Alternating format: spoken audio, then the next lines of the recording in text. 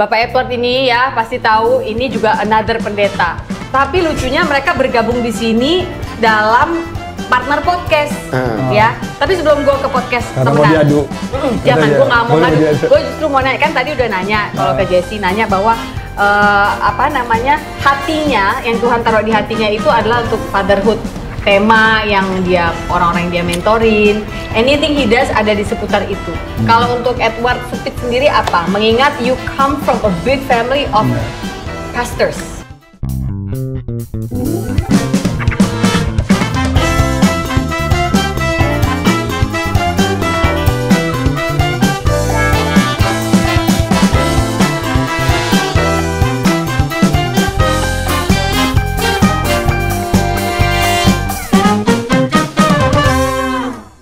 Ya, kalau pas kebetulan di sini aku ada untuk dia.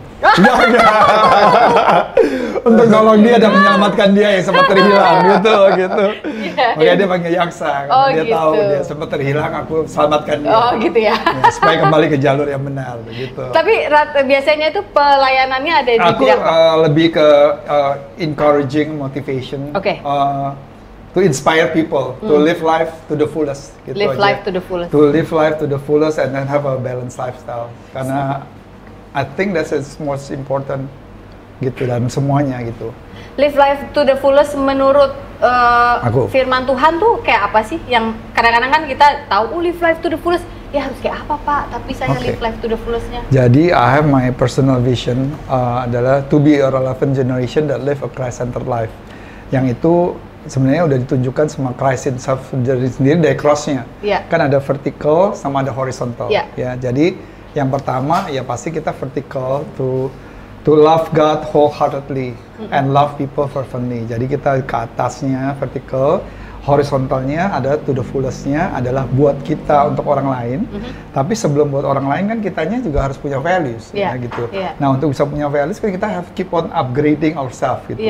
Tapi upgrading itu gimana? Ya harus relevan dengan pekerjaan kita. Ya, pekerjaan kamu misalnya sebagai MC, kemudian sebagai educator gitu ya. Kita harus lihat gitu the needs in the society. Kalau enggak ya kita bisa jadi MC, kita bisa menjadi apapun profesi kita, tapi we are not relevant gitu. Dan akhirnya we are left behind. Dan akhirnya kita ngeluh, kita bersungut-sungut gitu.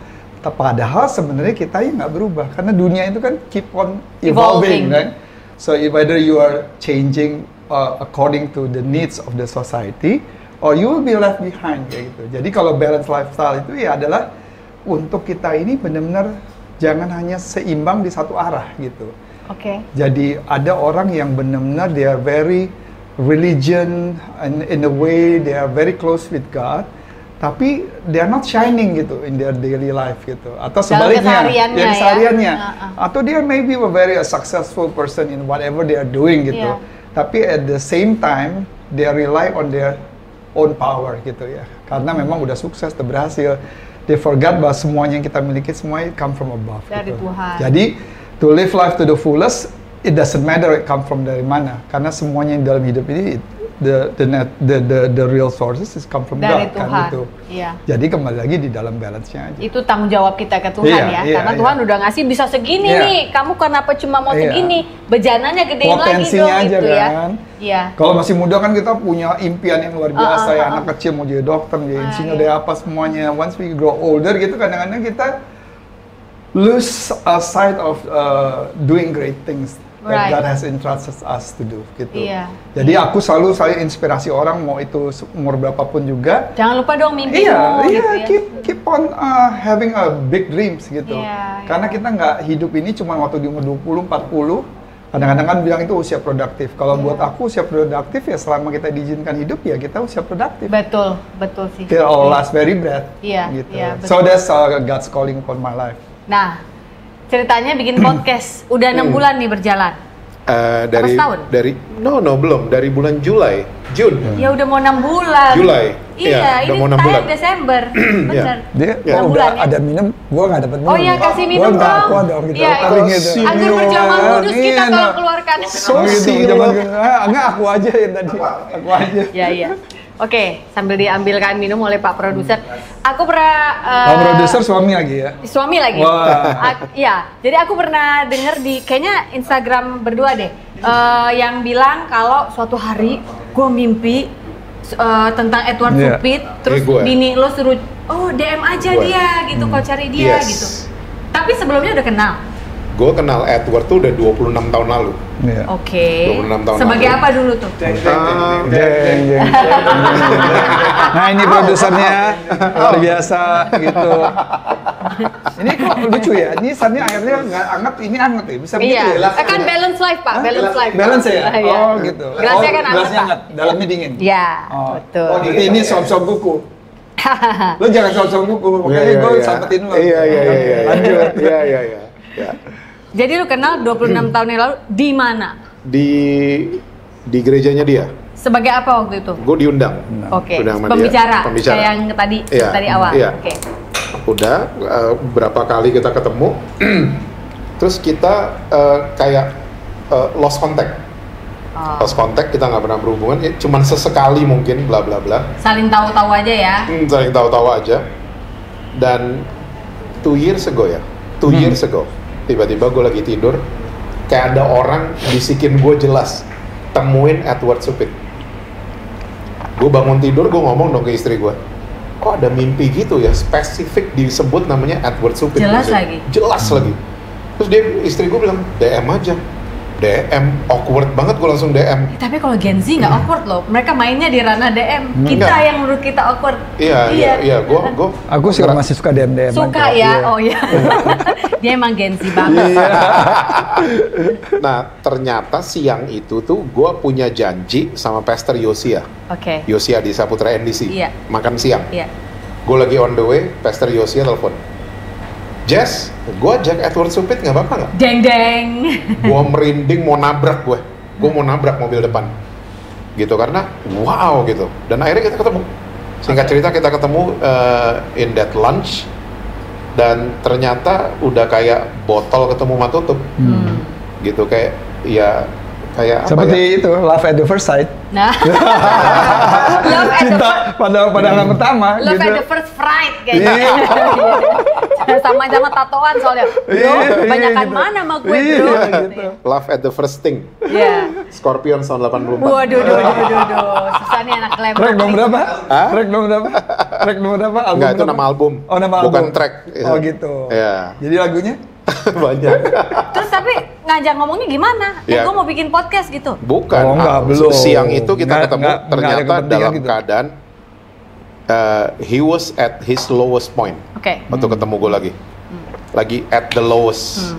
Gue juga nggak tahu gitu. Gue juga nggak tahu. Ya udah nggak pernah ketemu kan? Nggak pernah ketemu. Cuma sekali itu doang.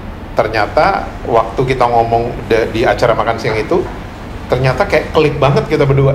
Terus janjian lagi akhirnya, dan terus janjian akhirnya. Terus janjian sampai akhirnya kita ngomongin soal podcast ini. Temenan. Salah satu idenya tuh dari pertemuan kita kembali sebenarnya. I can already imagine kenapa namanya temenan. Jadi sebenarnya apa yang podcast ya seperti kita ngobrol aja sehari-hari gitu. Ya, itu juga Daryl yang ngeliat. Kita kalau ngobrol itu kayak kita lagi di podcast. Daryl yang ngeliat Pastor 2 ini kalau dikasih mic lighting jadi podcast bagus loh gitu. Dia yang ide duluan sebenarnya. Dari tadi nih bolak-balik ngomong Daryl ini kayaknya orang yang megang produksi di belakang. Iya, produsernya mereka kita. ya. Jadi everything production dan sosmed sampai itu Daryl. Sampai upload semuanya Daryl. Oke. Ya. Gen Z ya. 25. Dan kita lihat akhirnya ternyata pertemanan kita ini base-nya bukan kepentingan.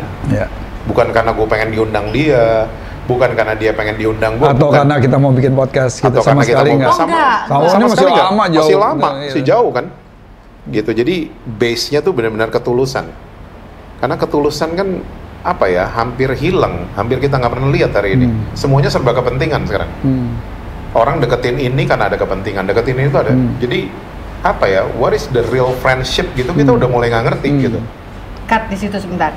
Jangan bercanda ya. Ini emang demen bercanda nih soalnya. Bersyukur nggak waktu itu ketemu manusia ini? Manusia ini waktu pertama kali dia reach out. Gue mau bercanda, nggak boleh bercanda. Nggak boleh. You have to show your feelings. Nggak boleh di Nggak boleh. Oh enggak, soalnya memang seperti dari awal ya bilang ya, Tuhan itu luar biasa ya, maksudnya at my lowest point at that time itu kita nggak pernah sangka banget gitu bahwa Tuhan pertemukan kembali aku sama Jesse kayak gitu. Jadi at that time tuh awalnya sih nggak tahu, tapi sambil berjalan gitu kita bisa intensively ketemu seminggu 4 kali 5 kali gitu. I'm truly grateful gitu bahwa God send an angels gitu untuk mendampingin gitu. Because honestly I don't know if I could be like I am now gitu kalau not because of him gitu. Because I was once gitu pernah in the depression mode gitu sampai harus ke psikiater gitu.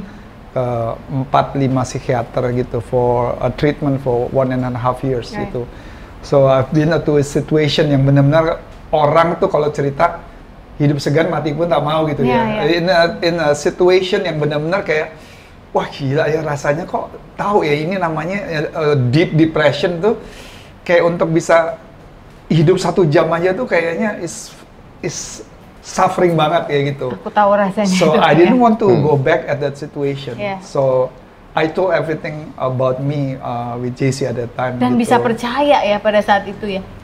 Kan udah lama nggak ketemu toh Pak, kan nggak yang main bareng juga. Tapi aku. You felt safe. Yeah, I felt that his presence itu benar-benar true and genuine gitu. Jadi aku tuh memang dari dulu punya prinsip dalam persahabatan dari dulu bahwa aku tidak pernah bawa kepentingan in my friendship. Jadi even in the business, in any kind of relationship gitu.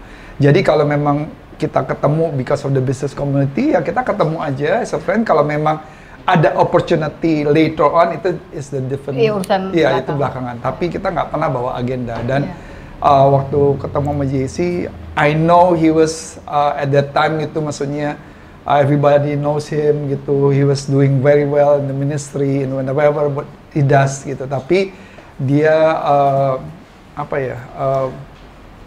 ada in my situation yang at my lowest point and he was available at that time. But not only available bukannya karena nggak ada kerjaan, tapi he try to give his best time gitu consistently. So lo masuk ke ruang gagalnya dia. Berarti pada saat itu bisa dibilang begitu ya? Bisa karena semua orang at some point pasti ada gagalnya.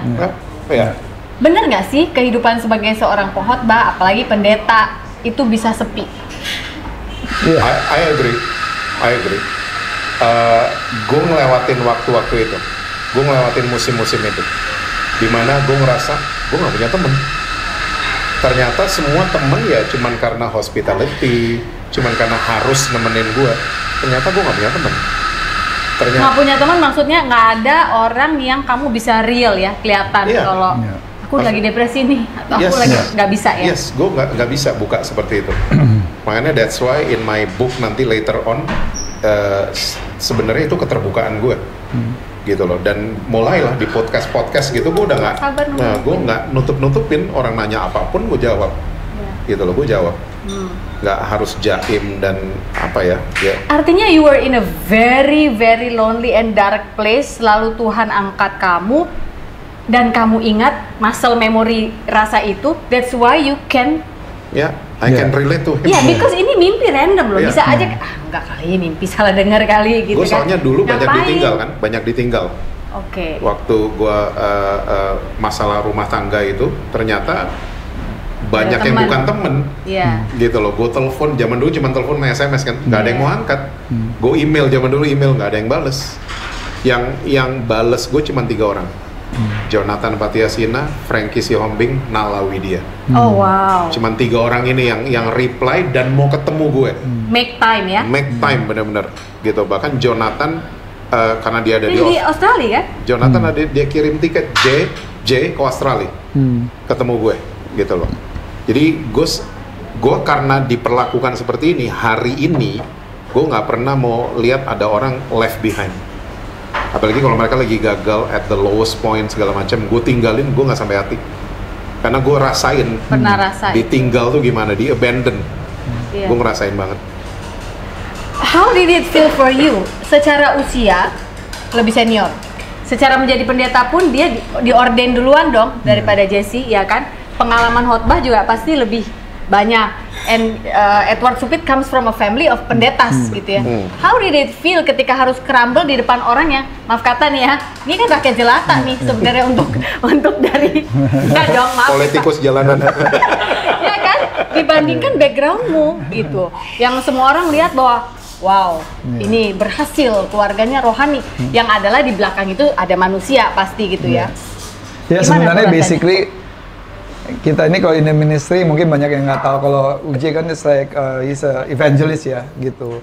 Kalau aku kan sebagai senior pastor menggembalakan pula for 25 years gitu. Tapi sebenarnya benang merahnya sama lah, kita membawa berita sukacita, to encourage, to inspire, to introduce people for God's love, the unconditional love gitu.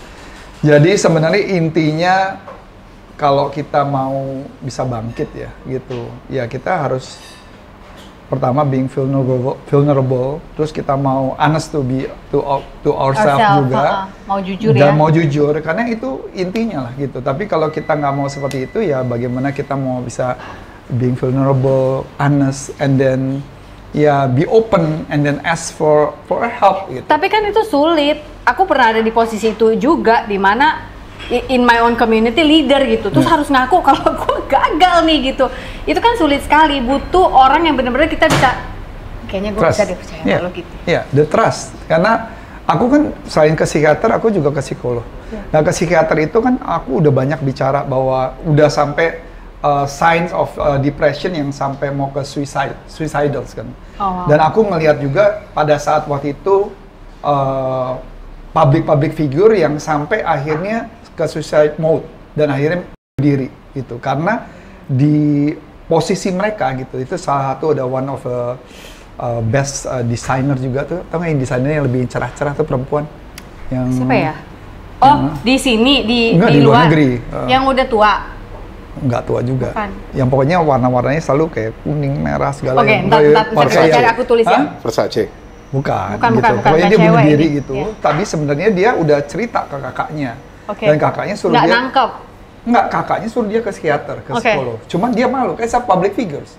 Dia nggak mau sampai orang tahu gitu. Pada suatu siang setelah sebuah serangan kecemasan terjadi kembali pada saya digerakkan untuk kembali ke rumah ayah, meminta maaf atas semua kesalahan saya.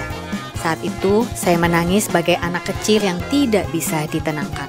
Saya tidak percaya bahwa kepala saya sedang dielus orang yang selama ini saya rindukan. Miracles do happen. Ternyata manusia dapat berfungsi di dalam masyarakat seakan-akan nothing is wrong, tetapi tidak akan bisa bertahan lama. Pertahanan hancur juga lambat laun.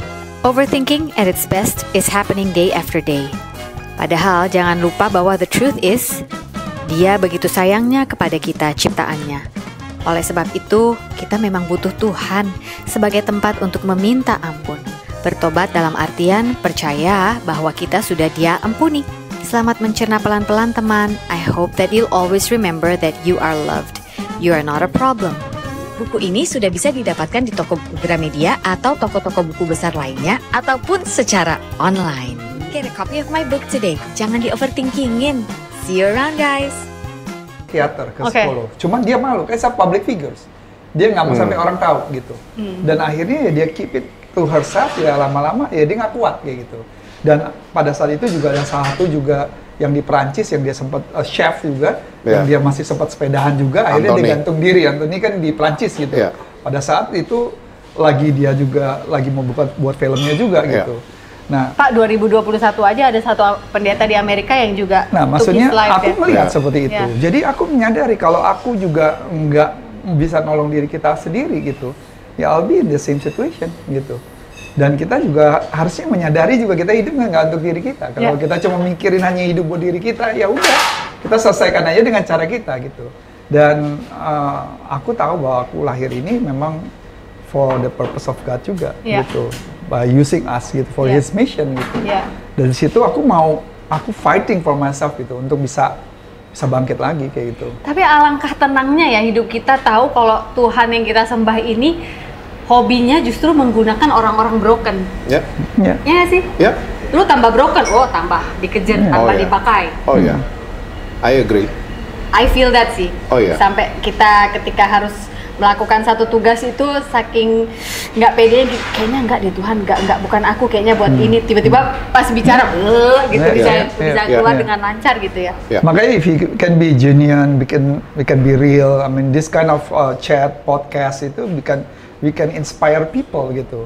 Dari orang-orang yang dengerin casually gitu, tapi orang kita nggak tahu ada 1-2 orang in the situation mungkin yang at the same situation gitu, yang pernah kita alami, kita dengar, mereka bisa terinspirasi dan kita bisa selamatkan gitu.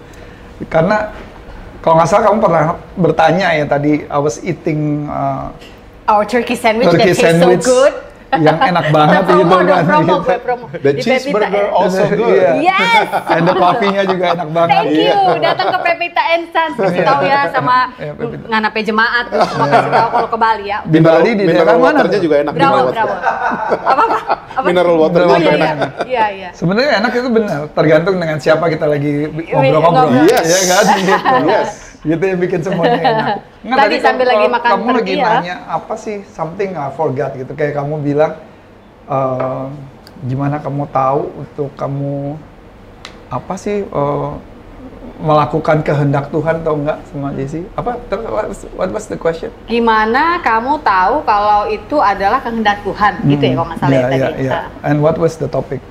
Tadi itu yang habis dia diajak Tuhan Yesus duduk, yang habis mabok, terus ada cahaya, terus duduk, terus aku tanya bagaimana kamu tahu kalau jangan-jangan mabok kali gitu. Tapi dia tahu enggak, ini Tuhan Yesus ada damai sejahtera dan dia tahu kalau kedepannya itu his theme of life adalah tentang fathering gitu. Fathering ya. Karena kalau aku bilang sebenarnya ya the Bible sendiri mengatakan bahwa apa saja yang kamu lakukan seperti untuk Tuhan dengan segenap hati. So I really believe bahwa apapun yang kita lakukan nggak perlu seperti harus dikotak-kotakan bahwa ini kita lakukan kehendak Tuhan atau enggak. Tapi whatever we do in our marketplace, sebagai ibu rumah tangga, in whatever we do, we're serving people with a smile, itu kita lakukan seperti kayak untuk Tuhan. Jadi whatever we do is actually we are doing the word of God, karena kan kita ambasadornya Tuhan gitu.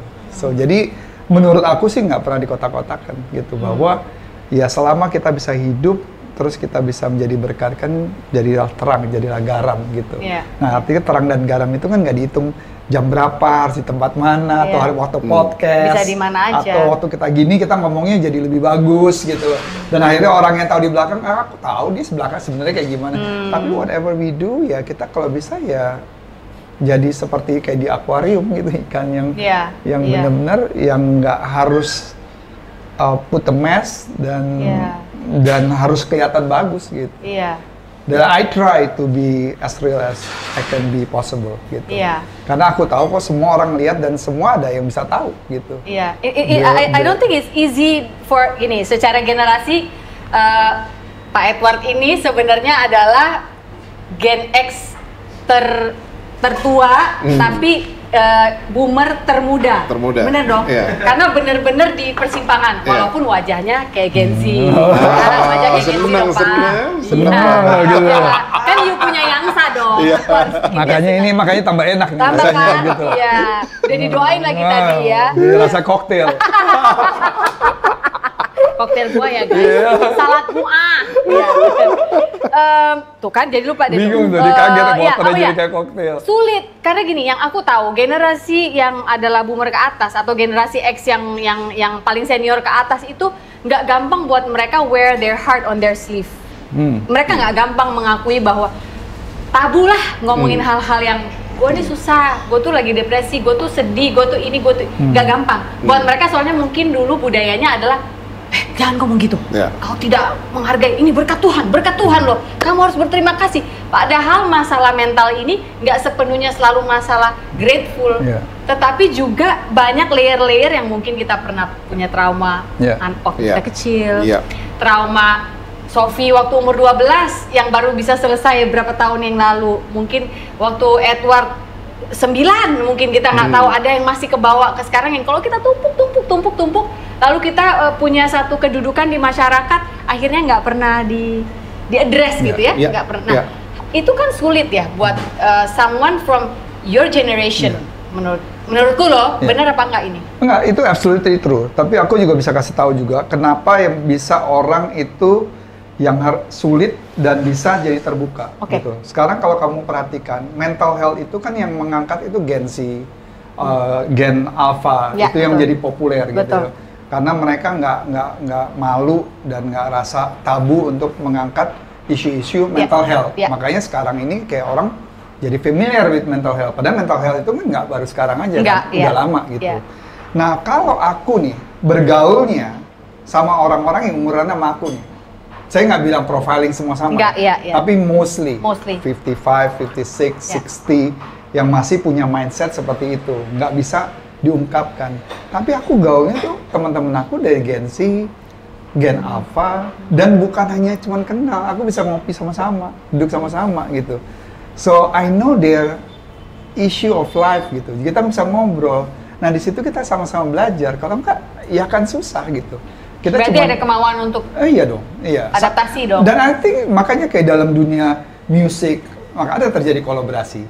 Yang senior, yang muda, in anything semuanya ada kolaborasi. Bisnis juga semua sama. Karena you can get the wisdom from the generasi baby boomer, generasi X, the Gen Z yang very smart, exposure-nya sangat luas, tapi they need the wisdom-nya. Nah, itu kan bersama-sama itu jadi satu perpaduan yang kuat. That's why in the beginning I always say that I'm always terpanggil menjadi encourager, inspirator untuk orang untuk hidup life balance gitu. Jadi balance itu juga part of it adalah gitu, bahwa kita ya generasi ini harus bergandengan tangan, mau dari yang baby boomer, dari X, ke Y, ke Z, bahkan Alpha. Aku punya anak 3 generasi. Ada dari Alpha ya? milenial, ya generasi Z sama Alpha 3 generasi gitu. Jadi paling nggak aku bisa tahu dari mereka, dari teman-teman mereka, dan juga kita punya exposure. Makanya kita punya produsernya dari Gen Z gitu. Iya, nyambung kita. Kalau ngobrol sama dia nyambung. Iya. Dan kita juga sebentar, tapi lu nyambung sama mereka. Kita ngobrol sama dia nyambung. Mereka rada terpaksa kali. Nggak, tapi kita sangat terbuka sekali dengan pemasukan. Jadi kayak doing podcast, I know pertama pikir sesuatu yang mudah, tapi once they give input gitu ternyata it's different. Wow banget ya. Walaupun kita as a public speakers, tapi it's a different games gitu. Benar-benar how we ask gitu, harus punya kepeduliannya, gimana nge-cut-nya, gimana untuk stop-nya begini, itu dipantau semua, dikasih juga link-linknya, karena mereka kan sehari nonton 7, 8 gitu podcast gitu. Ya udah biasa buat mereka. Udah terbiasa, tapi ya we need it gitu. Kita kan nontonnya dunia dalam berita ya. Baru kita diam, karena setelah itu ada film seri. Nah kalau kita nggak punya mereka kita juga bingung gitu, kita juga susah gitu. Akhirnya kadang-kadang ya untuk pembukaan kayak gimana, penutupan gimana, yang simple apa semua. Jadi kita dapat masukan. Ya kita terbiasa gitu. Jadilah si temenan ini untuk bisa menyuarakan suara-suara yang mewakili tantangan zaman sekarang. Tapi kebetulan 2 hostnya bukan dari zaman sekarang sebenarnya. Kita kan sebenarnya hanya hidup di zaman sekarang, tapi kan ini kan zaman mereka. Iya kan? Walaupun memang kita masih produktif until the day we die, I get it gitu. Tapi yang saat ini sedang bersinar, gemilang, bergejolak, ini kan mereka gitu. Tapi sebenarnya nggak selalu harus yang orang muda, makanya kembali lagi balance. Kayak tamu-tamu kita bisa kemarin si Theo Derek gitu ya, dia umur 30, but he's doing very well financially, terus untuk dalam karirnya, investment segala gitu. Tapi kita juga bisa mengundang orang-orang yang umur 50-an. Jadi kembali lagi kita mau balance gitu. Karena semua orang menurut aku mau berapapun usianya, mau itu 20, mau 17, there's always something good in them yang Tuhan titipkan. Dan kita belajar bisa dari mereka, mau itu muda, mau tua. Nah ini yang kita mau tularkan ke audiensnya juga. Jadi when you meet anyone, mau itu level sosial tinggi, rendah, all generation, people can learn and respect one another gitu. Nah kita jadi jembatan seperti itu. Jadi orang bisa lihat, oh iya, kita mau open our heart gitu. Karena disitulah kita bisa belajar school of life yang kita nggak bisa dapatkan di luar sana.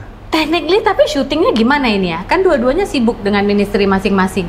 Dalam sebulan ada target berapa kali untuk syuting temenan? Kita sebulan biasanya 2 kali syuting. Oke. Dan dalam satu kali syuting bisa 5 sampai 6 episode. Dia itu biasanya jadi jam 12 siang sampai jam 12 malam. Oh iya? Di Jakarta? Di Jakarta. Ini baru ini di Bali? Iya, baru pertama kali. Karena tamunya siapa ya tamunya kemarin tuh? Ada deh, pokoknya keren banget kan. Inspired, iconic. Musician. Betul. Dia kasih makan saya tiap hari, Pak. Jadi dia the best. Loh, aku belum cerita, kamu udah kasih makan gimana? Ini baru lagi ngomong. Saya bisa rasa. Dia udah rasa ya. Saya bisa rasa Bapak maksudnya kemana. Benar-benar udah ini ya. Iya, benar udah. Gitu. Pokoknya Bapak ini the best lah kalau buat saya. Jadi suami kamu. Iya, suami saya. Jadi nanti ditonton ya, ada di podcast. Soalnya kadang-kadang ada yang tahu nggak suami kamu namanya siapa? Tahu. Oh, tahu. Pasti tahu dong. Oh, ini podcast kamu sih ya. Lupa ya. Lupa kita podcast kita. Itu kan suami kamu Brad Pitt kan gitu. Brad Pitt namanya. Ini di Bali udah syuting berapa episode? Kita kemarin With Your Husband, terus tadi sama chef Malaika 3 episode. 3 ya? Oke. Kemarin jadi sama 1 4. Iya, hebat ya, mereka tetap bisa komit gitu untuk syuting ini gitu. Menurut aku ini konsisten sih, udah 6 bulan dan karena masih kita bisa. kan harus seminggu 2 kali itu kita konsisten. seminggu 2 kali kita nggak tayang. pernah miss. Senin dan Kamis. Iya. Jam 5 sore waktu Indonesia bagian temenan. Very good. Jangan lupa ya kalau mau kirim super apa Bapak namanya super thank you. Super thanks. Super thanks bisa kirim ke podcast Sofina Vita, bisa juga ke podcastnya Temenan karena ini semua ada biaya. Iya dong. Ada biaya pasti ya produksi, semuanya. ya. Saweria. Saweria namanya. Nah, nanti kalau nonton tuh kata Daryl udah. Iya. Ini nggak bener nih omnya ini. Kalau mereka ngurusin uang. Iya. Kalau kita sebagai ini happy aja. Iya. Oke. Happy ending. Ini luar biasa sekali. Berarti jemaatnya udah tahu belum Kak Edward kalau pendeta gembalanya ada podcast bersama Jesse Rantang? Udah pada nonton? Iya, ini kan udah keberapa dah? Iya enggak, siapa tahu kan sebenarnya baru itu kayak mirip pendeta saya ya kan dia ada dong penampilan di pulpit. Mereka nggak mau mengakuin. Oh gitu. Lebih nggak tahu nggak mau mengakuin, nggak mau kenal gitu. Nggak bercanda. Tahu ya, tapi tahu ya. Ya nggak tahu ya, gitu. Mungkin tahu atau enggak gitu kan, atau nggak mau tahu atau suka atau enggak gitu. Mulai sekarang selain subscribe di Sofina Talks, subscribe juga di podcast Temenan. Kita nonton 2 teman ini berbincang-bincang tentang kehidupan, di mana mereka bisa undang tamu siapa aja dan lucunya endingnya selalu pakai makan. Iya, selalu food testing. Karena berdua suka makan. Iya. Kalau tadi kan makanya aku udah food testing dulu di situ. Oh gitu. Oh yang jadi waktu itu ya aku udah nanti udah akan tadi. keluar. Nanti oke, baik kalau gitu. Terima kasih ya. Sebelum kita tutup, Chef. Iya, Preach Chef ya kalau ada di Instagramnya. Preach Chef Mr. Mom. Iya. Mr. Mom? Mr. Mom dia katanya dia sister, dipanggil. aku panggil dia sister. Oh, sister. Boleh minta buku ya, masuk lagi nih. Oh, gitu. Kita selalu ngasih gift ini. Wow. Ini adalah buku saya yang paling terbaru yang keluar. Ini kan ada tulisannya di sini ya? Sama ada, ya. Wow. Tapi ini edisi si paling overthinking. Oh, ini aku banget. Oh iya, aku juga kok. Overthinking? Iya. Enggak dia. Oh enggak. Dia kurang, tingginya kurang. Dia enggak ada kurang. Kurang tinggi.